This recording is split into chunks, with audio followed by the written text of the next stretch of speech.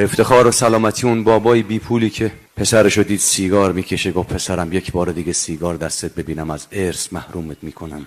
پسر بی حیاشم گفت بابا جان شما اگر ارث میداشتی ما سیگاری نمیشدیم که.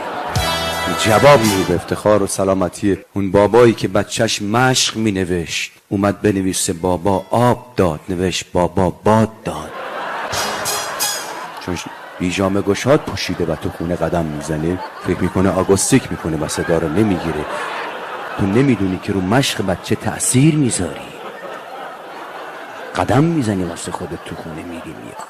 به افتخار و سلامتی اون بابای بی پول و نداری که نتونست برای خانواده امکانات بیاره، اما تمام دلخوشیش از کل دنیا این بود که فردای روزگار مردم بگن این بچه سر سفره باباش بزرگ شده و همین براش یک مدال افتخار.